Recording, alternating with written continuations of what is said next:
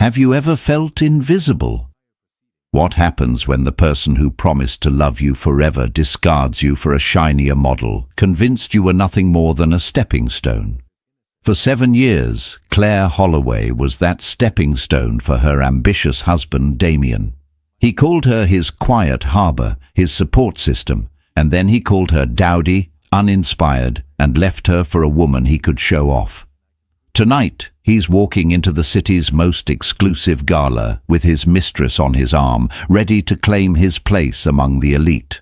But he's about to discover that the woman he threw away was never a stepping stone. She was the entire mountain. Stay with us for a story of devastating betrayal, hidden power, and the epic downfall of a man who fatally underestimated the woman he scorned. The silence in their minimalist steel and glass apartment was the loudest sound Claire had ever heard. It was a cavernous, echoing thing that swallowed the gentle hum of the sub-zero fridge and the distant moan of Manhattan traffic.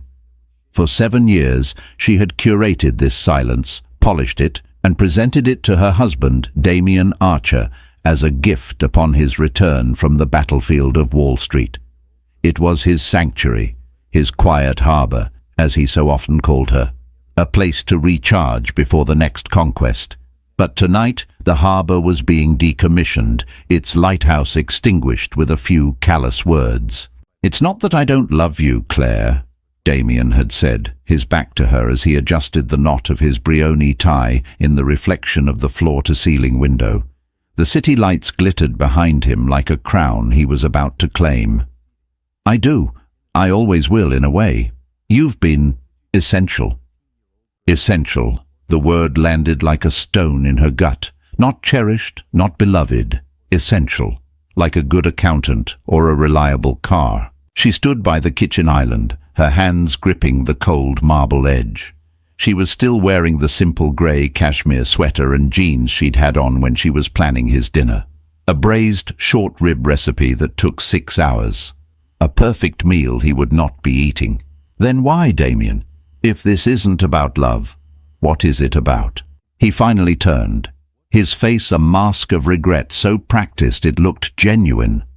At 34, Damien was ruthlessly handsome, with sharp, intelligent eyes and a jawline that could cut glass. He had weaponized that charm to build his boutique investment firm, Archer Capital, from the ground up. Claire had been there for every step, organizing his investor dinners, proofreading his prospectuses until 3 a.m., and talking him down from ledges of panic only she was allowed to see. "It's about trajectory," he said, his voice soft, as if explaining a complex financial instrument to a child. "The man I am now, the man I am becoming, requires a different kind of partner, someone who shines, who commands a room. Sienna does that." Sienna Reed, the impossibly chic, raven-haired VP of marketing from a rival firm. Claire had seen her at company events, a flash of red lipstick and a laugh that seemed to draw all the light in the room toward her. Claire had told herself she wasn't the jealous type. Now she realized she had just been naive. "And I don't," Claire stated, her voice flat. It wasn't a question. Damien had the decency to look away. "You're comfortable, Claire. You're my home. But you can't build an empire from home. You're for the before, not the after." He walked over to her, his hand hovering over her arm before he seemed to think better of it. "The papers are drawn up. My lawyer will be in touch with yours. I've been more than generous. You'll never have to worry about anything." The patronizing kindness was worse than any cruelty. He was monetizing their marriage, signing a check to close the account on 7 years of her life. He thought money could solve the gaping wound he was carving into her soul. She finally looked up, meeting his eyes. "Did you ever love me, Damien? Or was I just the first round of seed funding for the man you wanted to be?" For the first time, a flicker of genuine emotion crossed his face. Irritation. He hated being seen, truly seen. "That's unfair. We were happy, but people outgrow each other. It's no one's fault." He checked his Cartier watch. "I have to go. The benefactor's gala. It's a big night for the firm." "Of course. The Gala, the glittering pinnacle of New York's philanthropic scene, a place where billion-dollar deals were sketched on cocktail napkins. He was going with Sienna. He was launching his new life tonight, and the first order of business was jettisoning his old one. He bent to kiss her cheek, a gesture so automatic and devoid of warmth it made her flinch. "Be well, Claire," he murmured, and then he was gone. The click of the lock echoed in the silence. She stood there for a long time, the smell of his Tom Ford cologne hanging in the air like a ghost. She looked around the apartment he was leaving her, an apartment she had decorated in shades of greige and charcoal because he'd said it was soothing and sophisticated. She had sanded down all her own colourful edges to become his quiet, neutral backdrop, and now he had simply painted over her. She walked on numb legs into their bedroom. His closet was half empty. He had been planning this for weeks, moving his life out piece by piece, while she was busy planning his menus and managing his social calendar. The betrayal was so deep and methodical, it stole her breath. Slumping onto the edge of their bed, the bed where he'd sworn he loved her just last week, she felt a despair so profound it was almost paralyzing. He was right. She didn't shine. She was the support structure, the invisible scaffolding that held up his magnificent facade. And now that the building was complete, the scaffolding was being torn down. Who was she without him? She had poured so much of herself into the vessel of his ambition that she wasn't sure what was left. Her phone buzzed on the nightstand. She ignored it. It buzzed again, insistent. With a sigh, she picked it up. A number she didn't recognize, but the area code was familiar. Reluctantly, she answered. "Claire?" a crisp, professional voice asked. "This is Jonathan from Mr. Sterling's office." Her breath hitched. Mr. Sterling, her father. "Yes, he's been trying to reach you. He asked me to convey a message. He said, and I quote, 'The storm has passed. It's time to come home.'" Tears, hot and sudden, pricked her eyes.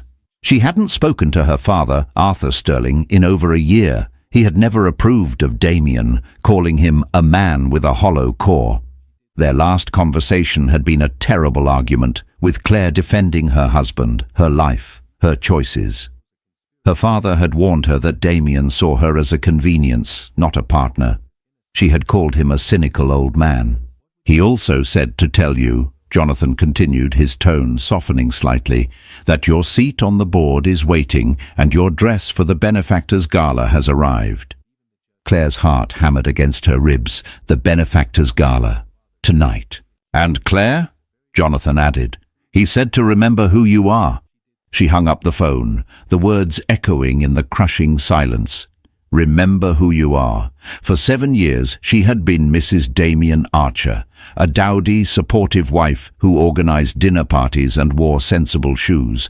But before that, she was Claire Sterling, and the Sterlings didn't just attend galas. They owned the rooms they walked into. A slow, cold fury began to replace the despair.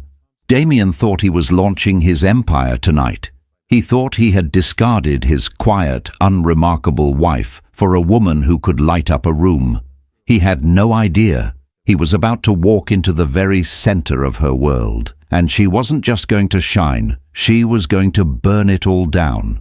The Grand Hall of the Metropolitan Museum of Art was a universe of its own, a swirling galaxy of diamonds, couture, and ambition. Power wasn't just displayed here, it was performed. Damien Archer moved through the crowd with the practiced ease of a man who knew he belonged. With Sienna Reed on his arm, he felt invincible. She was a vision in a crimson backless gown, her laughter like music, drawing gazes from every corner of the room. This, he thought with a surge of satisfaction, was what a partner should be. An asset. A reflection of his own brilliance. "Darling, that's Ronan Hastings over there," Sienna murmured, her red lacquered nails gently squeezing his arm. "He controls the largest tech fund in the valley. We need a word with him." "All in good time," Damien said, smiling graciously at a passing acquaintance. "Tonight is about cementing our presence. We're not here to chase. We're here to be courted. He felt a profound sense of rightness, of destiny unfolding. Leaving Claire had been a necessary amputation. It was painful, yes, but it was to save the whole. He pictured her in their old apartment, probably curled up with a book, nursing a cup of tea. Predictable, safe, utterly devoid of the electricity that crackled in this room. He felt a pang, not of guilt, but of pity. She just wasn't built for this world. He and Sienna found their table near the front, a prime piece of real estate that had cost his firm $250,000. It was an investment in perception. He was Damien Archer, the man of the moment, and this was his coronation. He accepted a glass of champagne from a passing waiter, the crystal cool against his fingers. Everything was perfect. And then the atmosphere in the hall shifted. It began as a subtle murmur near the grand entrance, a ripple of whispers that grew into a wave of hushed excitement. Heads turned, conversations lulled. Damien followed the collective gaze, mildly annoyed at the interruption. A politician, perhaps? A reclusive celebrity? Then he saw her. For a moment, his brain refused to process the image. The woman framed by the grand archway was a stranger, an ethereal creature of impossible poise and beauty. She wore a gown of deep sapphire silk that seemed to drink the light, cascading around her figure in a way that was both elegant and fiercely sensual. Around her neck was a collar of sapphires and diamonds, so magnificent they looked like captured stars. The famous sterling sapphires, a set he'd only ever seen in photos from history books. Her honey blonde hair, which Claire always wore in a simple, sensible bun, was styled in soft, glamorous waves that fell over one shoulder. Her face, the face he knew so intimately, was transformed. The subtle makeup highlighted the sharp intelligence in her blue eyes and the resolute curve of her mouth. She wasn't smiling. She was observing, her expression one of cool, regal authority. This wasn't Claire Holloway, his dowdy ex-wife. This was a queen surveying her court. Damien's champagne glass trembled in his hand. A cold dread, sharp and sickening, coiled in his stomach. It couldn't be. Sienna leaned in, her eyes wide. My God, who is that? I've never seen her before. Before Damien could answer, the evening's host, the venerable Philip Cartwright, stepped to the microphone on the stage. His voice boomed through the hall.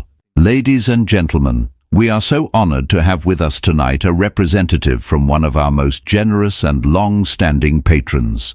A family whose commitment to the arts has shaped the cultural landscape of this city for a century. A spotlight found the woman at the entrance. She didn't flinch.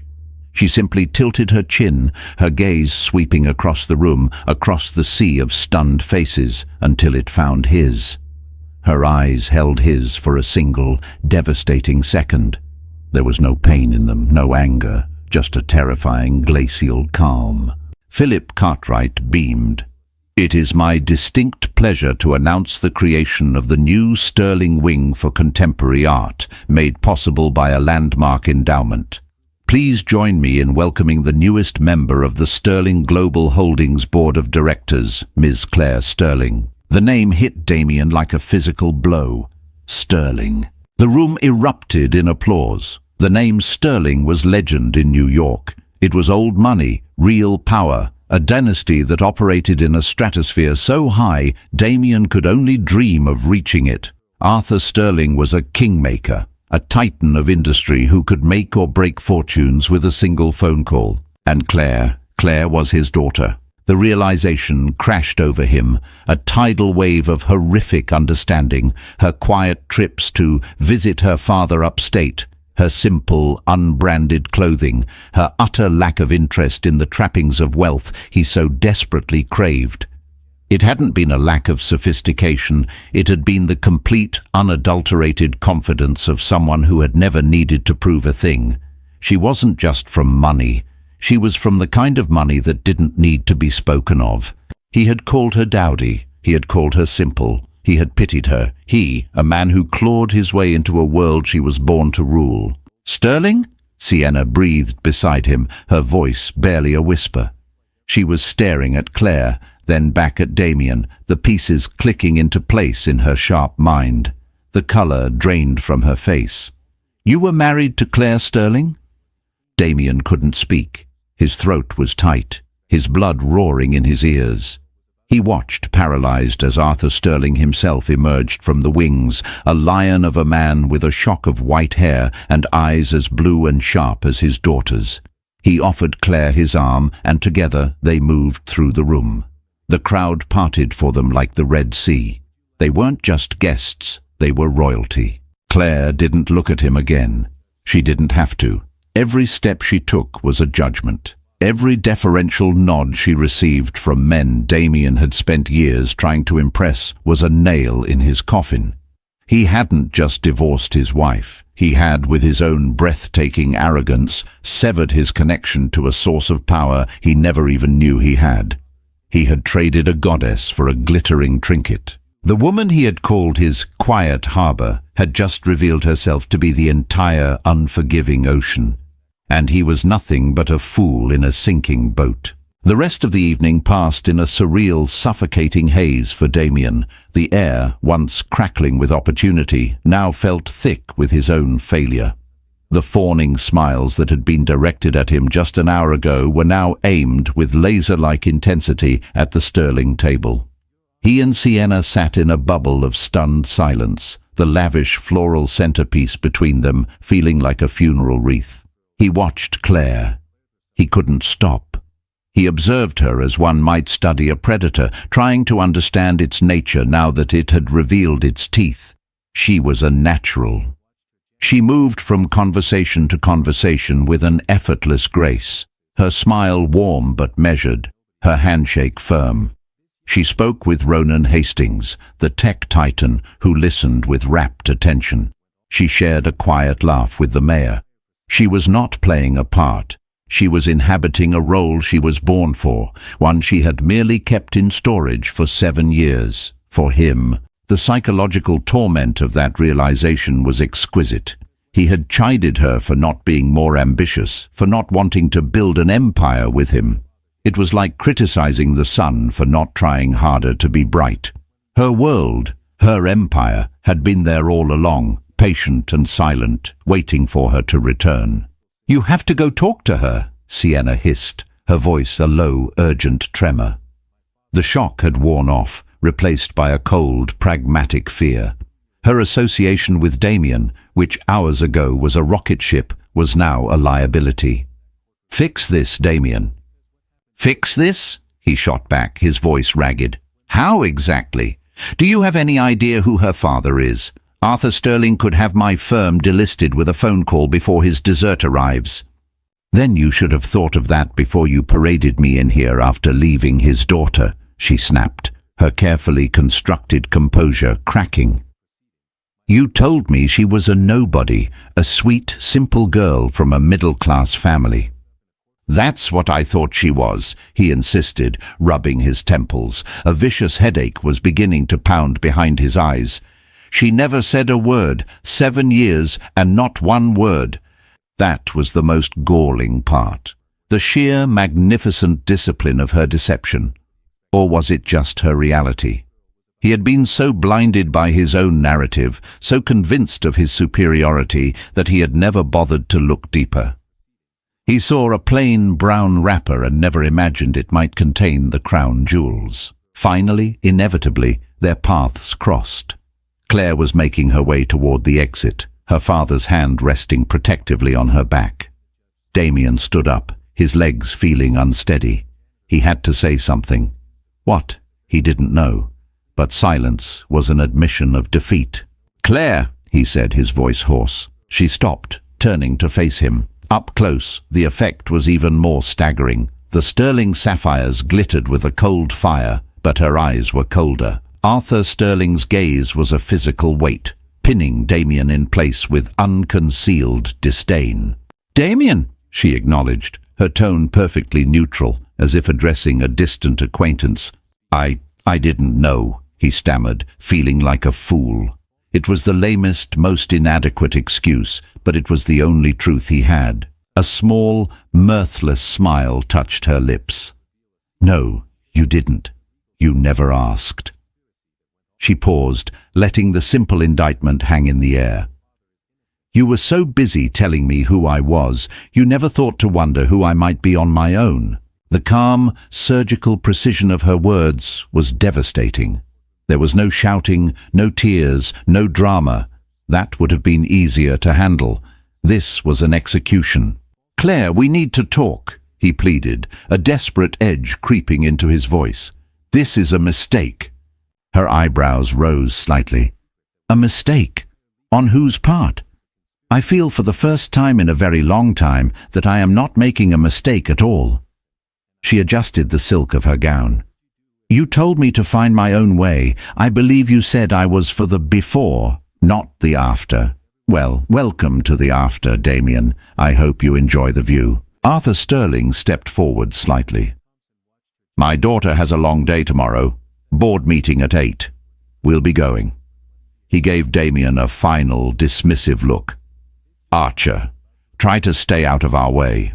And with that, they were gone, leaving Damien standing in the middle of the grand hall, the murmurs of the crowd rushing in to fill the void. He was no longer the center of attention.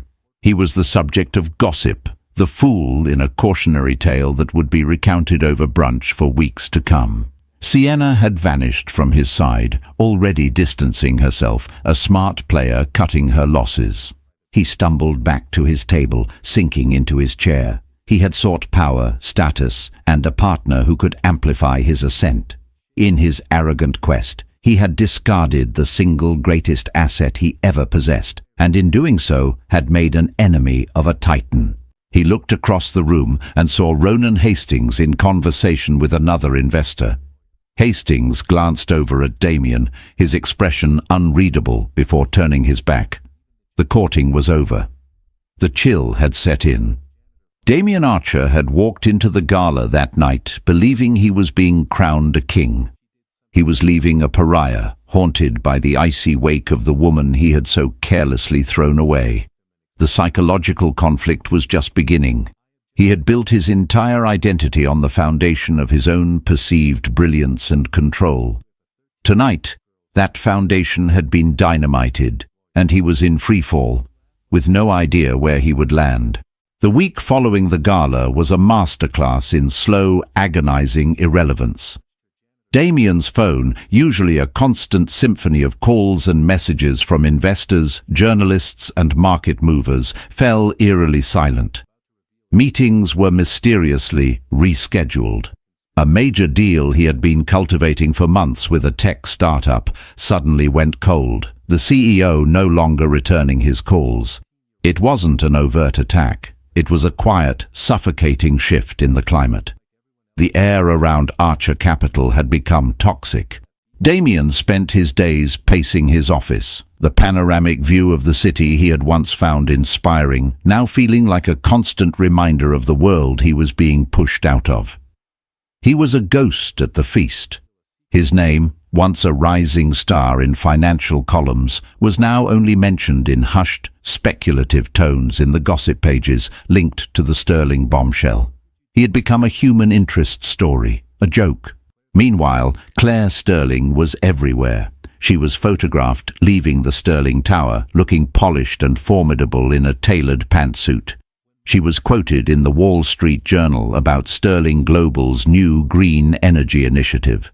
She was profiled in a glossy magazine feature titled The Sterling Scion, A New Era of Power, which conveniently omitted any mention of her 7-year marriage, reducing his entire existence to a footnote she had chosen to erase. The power imbalance was absolute. He had no access, no leverage.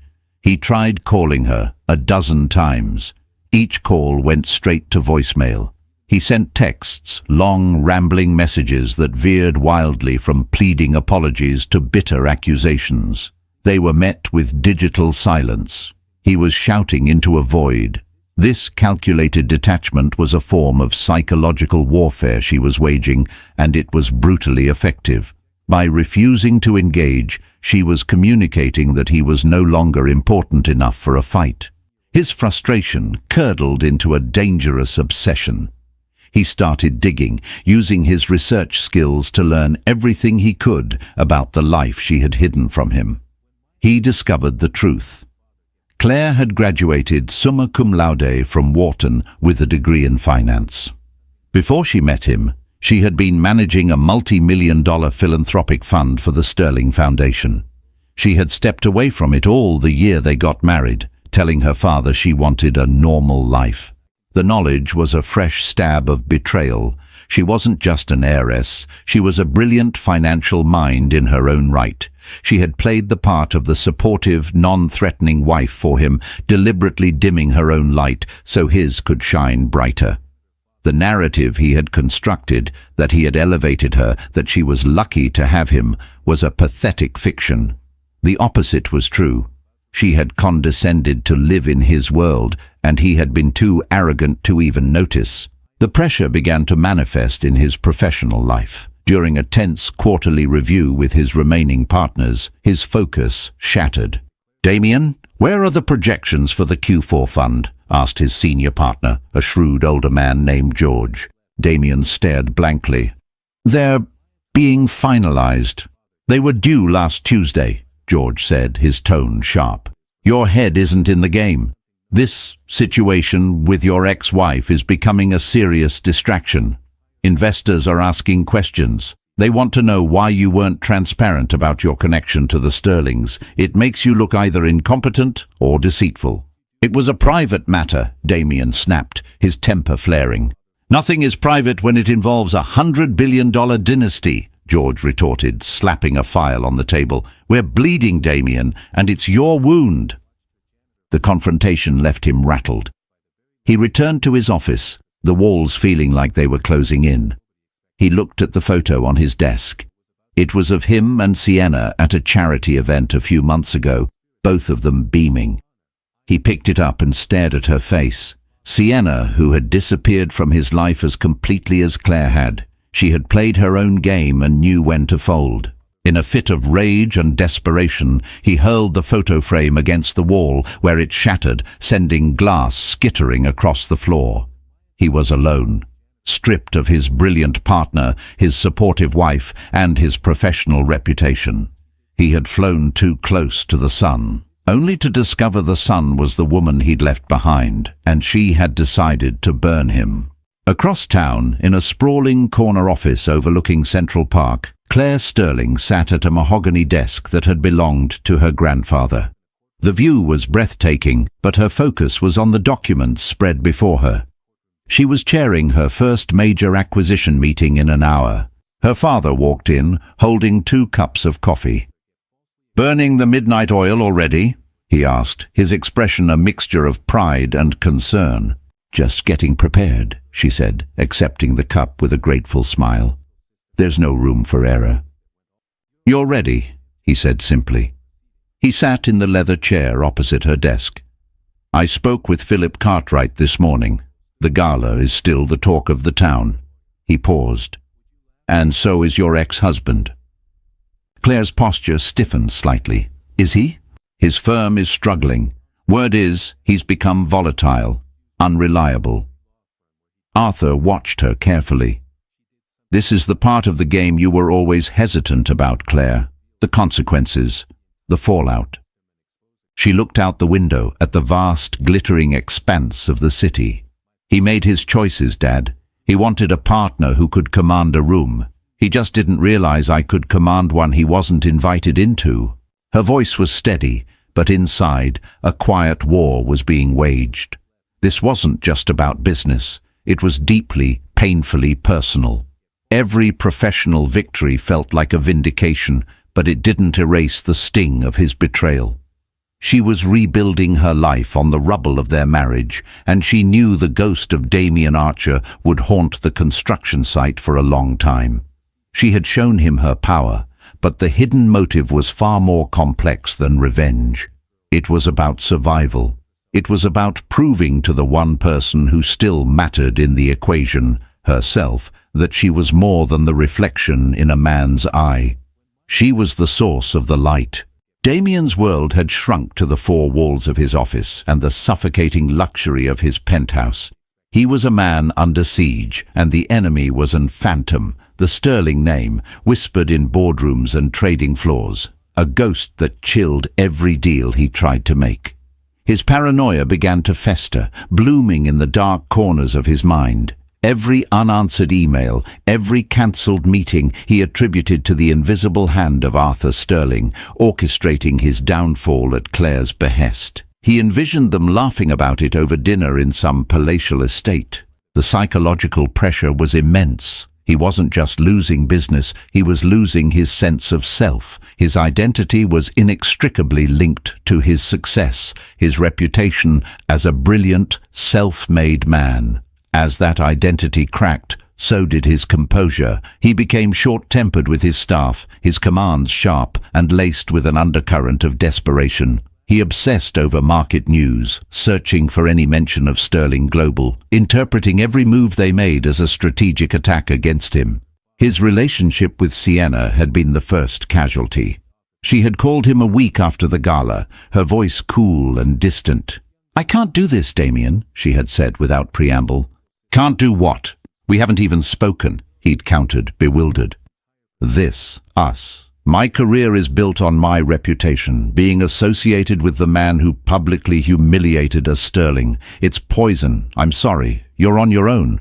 The click of the phone had been the final closing of a door. He realized with a sickening clarity that Sienna had never been interested in him. She was interested in his trajectory, the power he projected. The moment that power was revealed to be an illusion, she was gone. She was the pragmatist he had claimed he wanted, and her pragmatism had led her straight out of his life. He was alone with the consequences of his choices. This isolation drove him deeper into his obsession with Claire. He started looking through old photo albums, searching for clues he'd missed. There she was, smiling in a simple sundress on a trip to the Hamptons, a trip he now realized that was likely to her family's oceanfront estate. There she was, in a bulky sweater at a ski lodge in Aspen, a lodge that probably had the Sterling name etched into its foundation. He had been a tourist in her life, and she had let him believe he was the guide. The power imbalance he had cherished in their relationship was now inverted with a brutal irony. He had held all the cards, or so he thought. He had controlled their social life, their finances, their future. Now he had nothing, while she held the entire deck. One evening, consumed by a mixture of scotch and self-pity, he did the unthinkable. He went to their old apartment building, the one he had so generously left her. He buzzed the intercom, not knowing what he would even say. A man's voice, clipped and professional, answered, "Yes." "I'm here to see Claire Holloway." "Claire Sterling," Damien corrected, his own name feeling alien on his tongue. "Ms. Sterling no longer resides here. Who is calling?" "It's Damien Archer." A pause. "Please do not contact this number again." The line went dead. She was gone. She had shed every last piece of the life they had built together. He was left clinging to memories she had already discarded. The realization that he was now just a part of her past, a chapter she had closed, was more agonizing than any direct confrontation. Meanwhile, Claire was navigating her own internal conflicts. The corporate world was a battlefield, and while she had the training for it, 7 years of peace had softened her armor. She sat in board meetings where men twice her age tested her, probing for weakness, trying to see if she was merely a figurehead. She had to prove her worth every single day. One afternoon, after a particularly grueling negotiation over a merger, she found her father waiting in her office. He held a small framed photograph. "I thought you might like this for your desk," he said. She took it. It was a picture of her mother, a brilliant and beautiful woman who had passed away when Claire was in college. In the photo, her mother was standing on the deck of a sailboat, her hand on the tiller, laughing into the wind. She looked fearless. "She would be so proud of you," Arthur said softly. "You have her strength, but you also have her heart. Don't let this world harden it, Claire." Claire looked at the photo, then at her father. "I feel like I'm playing a part sometimes, this powerful, untouchable woman, but inside, I'm still the person who cried for a week when he left. And there is nothing wrong with that person, Arthur insisted, his voice firm. Power isn't about being untouchable, it's about being able to touch the world and change it.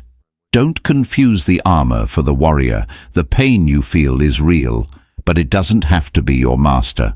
You are the master of what you build from it. His words settled something in her. She wasn't just reacting to Damien anymore. She was acting for herself, for her family's legacy, for the future she wanted to create. The hidden motive wasn't revenge, it was reclamation. She was reclaiming her name, her intellect, and her spirit. She placed the photo of her mother on her desk, a silent promise.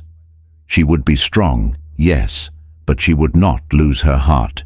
She would win this war, but she would do it on her own terms, without becoming the kind of person who had broken her in the first place.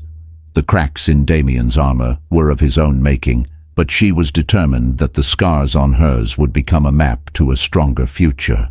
Damien's descent accelerated. Archer Capital was hemorrhaging investors. His partners, led by George, staged a coup of sorts, forcing him to take a leave of absence to sort out his personal affairs. The language was corporate, but the meaning was clear. He was being exiled from his own kingdom. The firm he had built, the name he had forged, was being stripped from him. Stripped of his professional purpose, his obsession with Claire became all-consuming. He saw her not as the source of his problems, but as the solution. If he could just get her back, if he could just make her see that he understood now, everything could be fixed. Their union, he reasoned in his increasingly delusional state, was the key to unlocking a level of power he'd never dreamed of. He just had to make her listen. His desperation led him to a reckless gambit. During their marriage, Claire had been working on a passion project, a philanthropic initiative to fund sustainable housing in developing nations. She had discussed a potential partnership with a small but innovative solar technology firm, Solara Innovations. Damien had dismissed it at the time as one of her little hobbies. Now he remembered the name. Through his remaining contacts, he learned that Sterling Global was in the final stages of acquiring Solara, a move that would position them as a major player in the green energy sector. It was Claire's project, her brainchild, and he saw an opening. He still held shares in a few small tech companies, remnants of his glory days. One of them had a pending patent that was tangentially related to Solara's technology. It was a minor asset, almost worthless on its own. But if he could create a legal challenge, a claim of patent infringement, he could tie up the Sterling acquisition in court for months. It would be a nuisance, a costly delay, but it would force her to the table. It would force her to finally speak to him. He filed the injunction, a desperate, spiteful move born of a bruised ego. He didn't want to win. He wanted to be noticed. He wanted to prove he could still affect her world, that he wasn't entirely powerless. The news of the injunction reached Claire's desk on a Tuesday morning. Her legal team presented it as a minor, albeit annoying, obstacle. "It's a frivolous claim," her head of legal said, "clearly designed to be a thorn in our side. We'll file a motion to dismiss, but it will delay the closing by at least a quarter." Claire stared at the legal document, at Damien's name at the bottom. The blood drained from her face. This was different. The silence, the gossip, the cold shoulders. That was the passive fallout of his actions. This was a direct, calculated attack. He wasn't just haunting her past, he was actively trying to sabotage her future. He was using a memory of her trust, a project she had shared with him in confidence, as a weapon against her. The personal nature of the betrayal was staggering. It wasn't business, it was cruelty. Any lingering flicker of sympathy she might have felt for him was extinguished, replaced by a cold, hard resolve. She cancelled her afternoon meetings and drove to her father's estate an hour outside the city. She found him in his library, a vast book-lined room that smelled of old leather and wood smoke. She laid the injunction on his desk without a word. Arthur read it, his expression hardening. "The desperate act of a desperate man," he said, his voice a low growl. "He's trying to drag you into the mud with him." "He's using something I shared with him," Claire said, her voice tight with suppressed rage. "He's trying to punish me for leaving my life with him behind." "So what will you do?" Arthur asked, his eyes searching hers. "We can crush him. Our legal team can countersue him into oblivion. We can leak his firm's precarious financial state to the press. By the time we're done, he won't be able to get a loan for a cup of coffee." Claire looked out the window at the sprawling, manicured gardens. The path her father was offering was tempting. The idea of retribution, of making Damien feel even a fraction of the pain he had caused her, was a siren song. She could ruin him, completely and utterly. She could become the monster he had created. But then she thought of the past 7 years, the quiet compromises, the slow erosion of her identity, the way she had contorted herself to fit into his life. Ruining him wouldn't erase that. It would only prove that he had succeeded in changing her, in remaking her in his own image, a ruthless player in a game of power. It would be a victory that felt like a defeat. "No," she said, her voice quiet but firm. She turned back to her father. "No public fight, no leaks. That's his game. I'm not playing it." "Then what's your move?" A plan began to form in her mind, cold and precise. "He wants a meeting. He wants to force me to the table. Fine, I'll give him one, but it won't be the one he's expecting." She wasn't going to fight him on his terms. She was going to end this on hers. The unraveling was no longer something she would watch from a distance. She was going to personally pull the final thread. The meeting was set for a neutral location, a conference room in the offices of Sterling Global's primary law firm. The space was deliberately sterile and impersonal, all polished chrome, dark wood, and soundproofed glass, offering a panoramic view of a cold grey sky. It was a place for transactions, not reconciliations. Damien arrived first, dressed in a suit that was impeccably tailored but hung on a frame that had lost weight. There were dark circles under his eyes, but his jaw was set with a defiant determination. He believed he had finally regained a measure of control. He had forced the Queen to acknowledge the pawn. He rehearsed his opening lines, a carefully crafted mix of contrition and business acumen designed to open a path back into her life. Claire entered precisely on time, flanked by 2 of her senior lawyers. She wasn't wearing a power suit. Instead, she chose a simple but elegant cream-colored dress. She looked calm, composed, and utterly untouchable.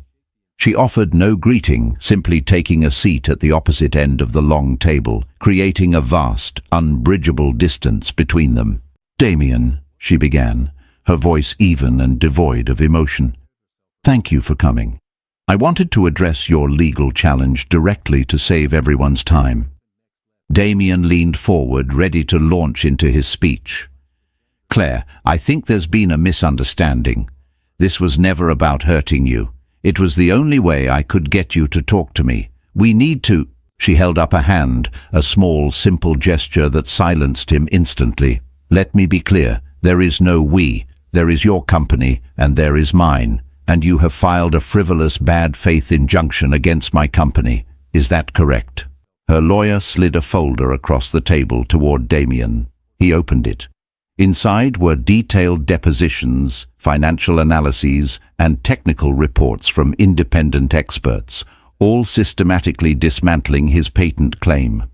It was an overwhelming display of legal firepower, assembled in a matter of days. "Our legal team estimates that defending against your claim would cost us approximately $2 million in fees and delay the acquisition by 6 months, Claire continued, her voice as cool as the glass walls.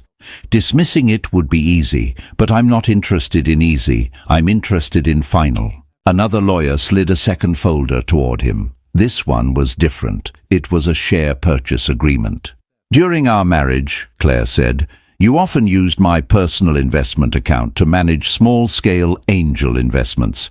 One of those was a seed round investment in a digital logistics company, Logistream. You put in $50,000. I believe you called it a flyer." Damien stared at her, confused. What does that have to do with anything? Logistream was just acquired by Amazon, Claire said flatly. That $50,000 investment, which remained in an account under my name, is now worth approximately $28 million. The air left Damien's lungs. He had completely forgotten about it. A small investment made years ago, a footnote in his portfolio, now a staggering windfall. Her windfall. You have two options, Damien, Claire stated, leaning forward slightly, her eyes locking onto his. Option A. You proceed with your injunction. We will countersue you not only for legal fees, but for damages related to the delay. We will subpoena every financial record from Archer Capital. We will expose the precarious state of your firm and your own professional misconduct. You will be ruined, publicly and permanently. By the time we are done, you will be bankrupt. She paused, letting the weight of the threat settle in the silent room. Or option B, she continued, her voice dropping to a near whisper. You sign this document which immediately withdraws your lawsuit. In exchange, I will sign this one. She slid a cashier's check across the table. It was made out to him. The amount was $5 million. Damien stared at the check, then back at her, his mind reeling. What? What is this? It is your share, Claire said. $28 million is a life-changing amount of money. I don't need it, but you do. The $5 million is a gesture of finality. It is the price for you to disappear from my life. You take the money, you drop the suit, and you never, ever contact me or my family again. This is the last transaction we will ever have. This was her choice. This was her redemption, not vengeance, not destruction. A clean, cold corporate buyout of his presence in her life. She was giving him an exit, a way to survive, but on the absolute condition that he vanish. It was a gesture of immense power and, in its own strange way, immense grace. She would not become him. She would not destroy for the sake of it. She would simply erase him. Damien looked at the check, then at the mountain of legal documents that promised his annihilation. He looked at Claire's face, searching for any flicker of the woman he once knew, the quiet, accommodating girl who had adored him. He found none. He was looking at Claire Sterling, and she was closing an account. Slowly, his hand trembling, he picked up a pen and signed the withdrawal document. He had walked in thinking he was a player in the game. He now understood he was just a piece being moved off the board. Claire took the signed paper, stood up, and walked to the door without a backward glance. Her lawyer pushed the check toward Damien. The funds are cleared, he said. Damien was left alone in the silent room, the $5 million check lying on the table like a consolation prize for the loss of an empire he never knew he'd had. He had money, but he had lost everything else. His firm, his reputation, his past, and his future. He was finally, utterly, alone with the hollow core Arthur Sterling had seen in him from the very beginning. Months passed. The chill of autumn gave way to the deep freeze of winter, and then, slowly, to the tentative warmth of spring. The city thawed, and with it, so did something inside Claire. The acquisition of Solara Innovations was a resounding success, placing Sterling Global at the forefront of the renewable energy sector. Claire threw herself into the work, her days filled with strategy sessions, site visits, and negotiations. She found a deep, abiding satisfaction in building something real and lasting, something that would have an impact beyond a balance sheet. She was good at it. More than good, she was exceptional. The quiet competence she had once used to manage Damien's life was now being applied on a global scale. She never heard from Damien again. True to their final transaction, he had vanished. She heard whispers through the grapevine that he had sold his remaining stake in Archer Capital for a fraction of its former value and moved out of New York, some said to California, others to Europe. He had taken the money and disappeared, a ghost with a golden parachute. She didn't hate him anymore. The anger, the pain, the bitterness, they had receded, leaving behind a scar that was no longer tender to the touch. It was simply a part of her history, a reminder of a lesson learned at a great cost. She had come to understand that her redemption wasn't about his downfall, but about her own rise. It wasn't about proving him wrong, it was about proving herself right. One sunny Saturday afternoon in May, she found herself walking through a part of the city she hadn't visited in years, the small, tree-lined West Village street where she and Damien had lived in their first apartment. It was a charming, modest place they had rented when he was just starting out, full of mismatched furniture and ambitious dreams. She stood across the street, looking up at the window of what was once their living room. She remembered nights spent on the floor with takeout containers, mapping out his business plan on napkins. She remembered his excitement, his drive, and yes, his love. It had been real in its own way before it was corroded by ambition and insecurity. She felt a sense of peace, a quiet acceptance of the past. That young woman who had lived in that apartment, so full of hope and willing to sacrifice everything for the man she loved, was not a fool. She was just a different version of the woman she was today. She had needed to lose herself completely to finally, truly find herself. A young couple walked out of the building, laughing, their hands intertwined. Claire smiled. She felt no envy, no sadness, just a quiet sense of detachment, that life was a photograph in an album she no longer needed to open. She turned away from the building and continued her walk, her destination a small, independent art gallery a few blocks away. It was the kind of place she had always loved, but that Damien had found unimpressive.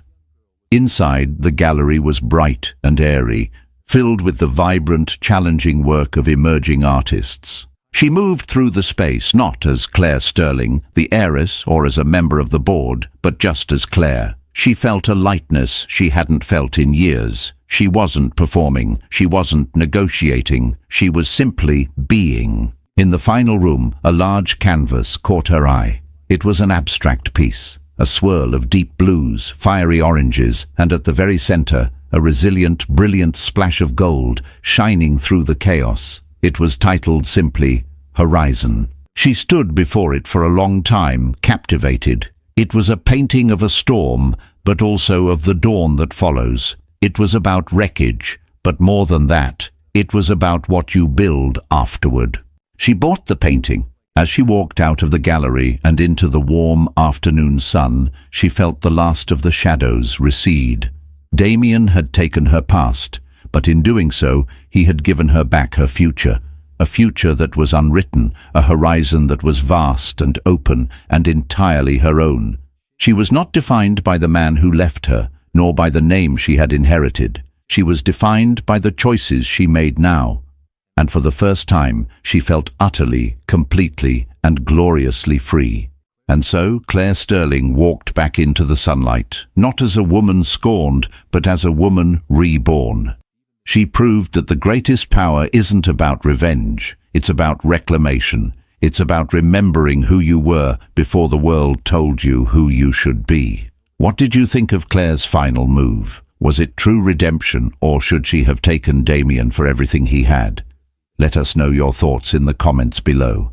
If you were moved by this story of strength and transformation, please give this video a like and share it with someone who needs a reminder of their own power. Don't forget to subscribe and hit the notification bell so you won't miss our next story. Thank you for watching.